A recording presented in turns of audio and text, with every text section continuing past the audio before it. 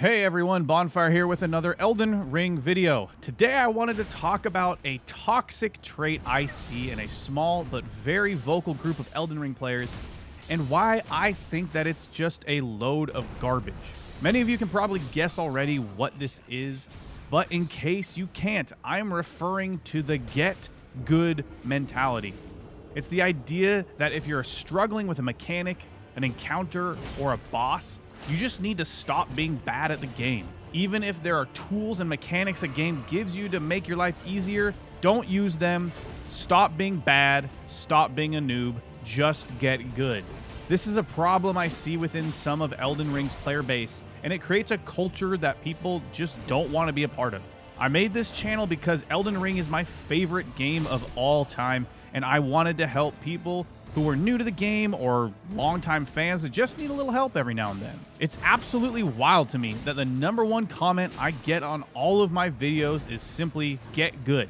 So if you agree with my stance at the end of this video, be sure to comment get good and I'll know that I have allies in the fight against this mentality.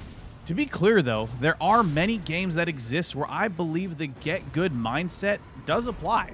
Sekiro Shadows Die Twice is one of those games. While there are many mechanics in Sekiro that allow you to increase your health, attack power, or diversify your moveset, you get those items by killing bosses or mini-bosses, all of which are pretty challenging and require a masterful control of your character, as well as a deep understanding of each boss's mechanics. There are no NPCs or phantoms to summon, and you can't run around and farm XP or completely overpowered weapons. You don't have the option to level to a point where you trivialize bosses because of your stats. For the most part, levels in Sekiro just add new moves to your arsenal. In Sekiro, it's just you, your sword, a handful of items, and your skill. And every now and then, a boss just kind of walking off the edge of a cliff for some reason. However, this is not the case in Elden Ring. Freedom and customization are what Elden Ring is built around. It's about being able to do what you want when you want. If you want to kill every NPC in the lands between, you can do that. If you want to spend 100, 200, maybe even 800 hours leveling up by only killing those dumb rolling goats you see at the beginning of the game, you can do that too. If you want to do a pacifist run by just summoning in spirit ashes, you can certainly try. Miyazaki and the team that created Elden Ring crafted an incredibly deep and rewarding combat system that is diverse and flexible. You can shape and mold your builds to fit the exact playstyle you want. For some reason though, you're a beta weakling who gives limp handshakes if you don't play exactly how every quote-unquote hardcore gamer does. No buffs, no magic, no summons, no status effects, only sweaty, try-hard builds and bad weapons.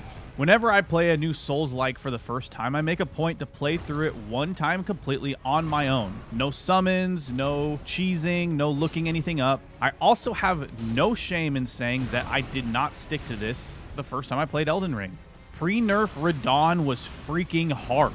I spent probably 8 hours trying to kill him. My wife can attest to me yelling at my screen over and over and over again. We had friends over that I refused to interact with because I needed to kill Radahn.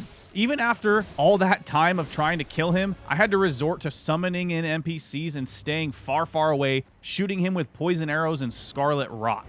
I'm absolutely not ashamed of that. What's even more wild is that the Radahn fight is designed around the fact that you will be summoning in NPCs for the fight. It's part of the lore. But don't you dare use the game mechanics to your advantage, you uncultured swine.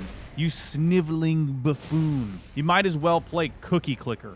Video games are supposed to be fun. They're an escape from reality and they transport us to an entirely new world. It's why we spend our hard-earned money on them, and it's why we make the choice to play them with the short time that we have on this earth. Elden Ring is way too good of a game to not experience because it's too hard or because someone told you that you're playing it wrong.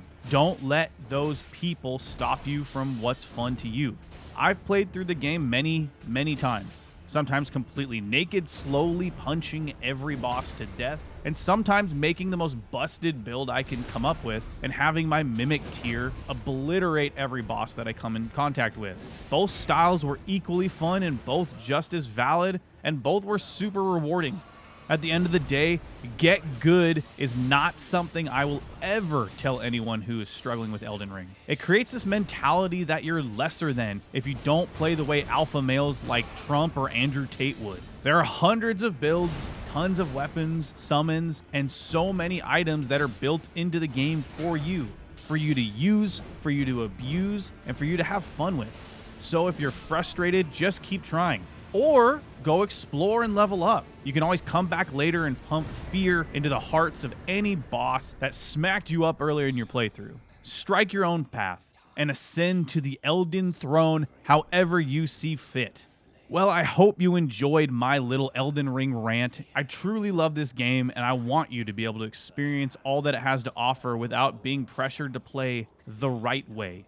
If this is something that you ever think about, give this a thumbs up and subscribe so that you never miss a video. I'm always uploading new tips and tricks, as well as boss guides, so that you can become Elden Lord. Thank you so much for watching, and I'll see you next time. Peace.